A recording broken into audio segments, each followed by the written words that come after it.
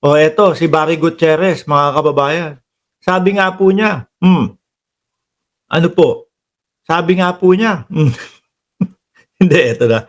Oh, di ba? Eto, totoo naman ho yan, mga boss. Hindi ang Kamara ang nag-uutos sa inyo na magsagawa ng impeachment trial. Kasi yung datingan, nung sinabi ni Chis Escudero, kaya lang naman po itong impeachment na ito ay gumagalaw, kumikilos at isinusulong dahil po inuutusan o sunod-sunuran o utos-utusan po yung mga kongresista. Ano po? Kasi itong mga kongresista na to, sunod-sunuran doon sa kanilang speaker. Hindi po kami ganun. Taong bayan po. No? Taong bayan ang nagsasabi, ang naguutos. Litisin nyo yan. No? Kung ma-impeach, di impeach. Kung ma-acquit, di acquit. Basta gusto naming marinig ang sagot nyo dyan.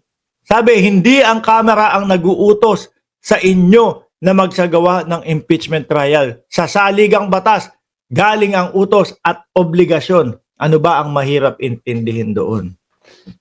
Di po ba? Tsaka isipin nyo na lang po, mga kababayan. Yung mga congressman, representante ng bawat distrito, ng bawat mamamayang Pilipino yan . Tingnan nyo po, mga bossing.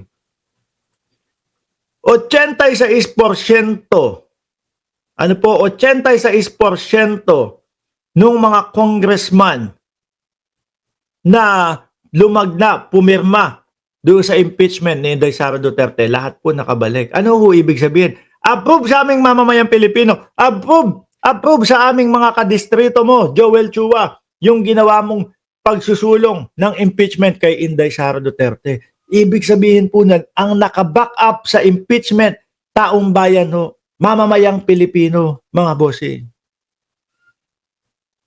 Di ho ba? Mamamayang Pilipino. Bakit parang pinagmumukha nyo na, yan namang impeachment na yan dahil sunod-sunuran, utos-utosan itong mga congressman na to. Nasikilin si Inday Sara Duterte, kaya naman nangyayari. Hindi.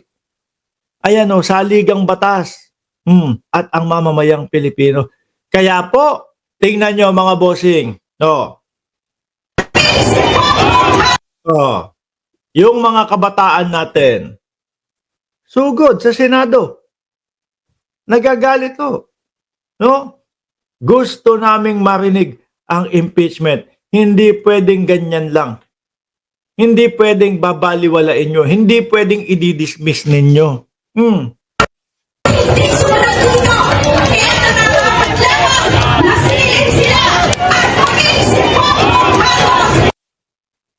At mga kababayan, June 9, may naririnig ako na talagang mas madami ang susugod sa Senado po.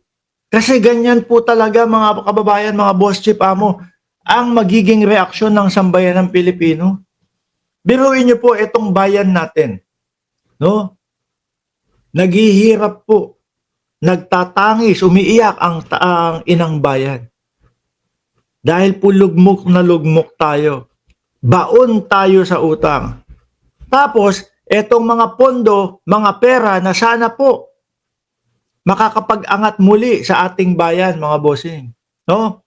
Etong pera na to, magkano yan? 460 million. Sige, dagdagan mo pa ng konti yan, tapos itayo mo ng tulay from Luzon papunta doon sa Visayas. Dagdagan mo ng konti, yung next year, dagdagan mo 460 million ulit. I-connect mo ang Pilipinas. Makatutulong po yun. Diba? Imbis na sa ganun po napupunta mga kababayan. No? Yung ating kaperahan ay napupunta lang po sa bulsa ng mga politiko. Tapos, eto ngayon mga bossing meron tayong pagkakataon na marinig kung saan napunta yung pera ng bayan. Kung saan napunta yung kinakaltas sa ating mga tax. Tapos haharangan nila. Papalusutan tayo ni Bato de la Rosa na base po sa aking pagkakaalam, base na din po doon sa sinabi ni Tolentino, hindi na po pwedeng tumawid from 19th Congress to 20th Congress. Ang sabi naman po ng mga eksperto, mga kababayan, ang Senado ay continuing body. Ibig sabihin, pwedeng ituloy-tuloy yan. No? At napaka-importanting usapin yan. Bilyon-bilyon, milyon-milyon pera ng bayan ang hinahanap dyan. Number one problema ng bansang Pilipinas, corruption. Tapos eto, isasawalang pagsasawalang bahala nyo na lang. I-dismiss nyo pa. Talagang ganito ho ang gagawin ng mamamayang Pilipino. Tingnan nyo.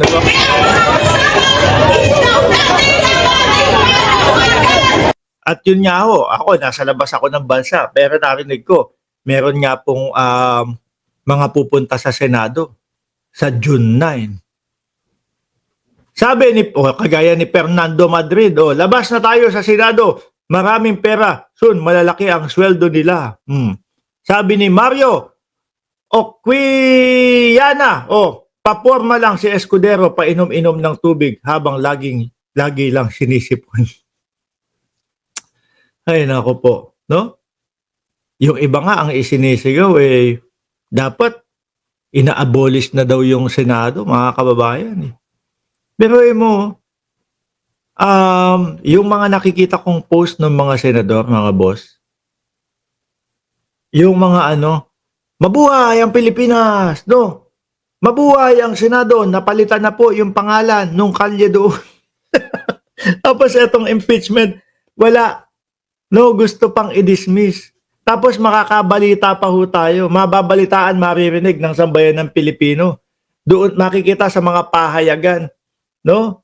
Na kaya daw po inaantala o ayaw matuloy ni Chis dahil yun yung gusto ng Duterte Black. Gusto din ni Chis na mapanatili daw po yung kanyang pagiging Senate President. Pareha silang mga pangangailangan. Sige, ano gusto nyo, Duterte Black? Ilang kayo? 10? 11? Ang gusto namin, hinto mo wag mo ituloy o iudlot mo yung impeachment ni Inday Sara Duterte. Okay. Tapos, sasabihin naman ni Chis, eto gusto ko, iboto nyo ulit ako sa pagka-Senate President. Yan po yung pagkakaintindi ko doon sa mga balita po na inilabas. Naloko na.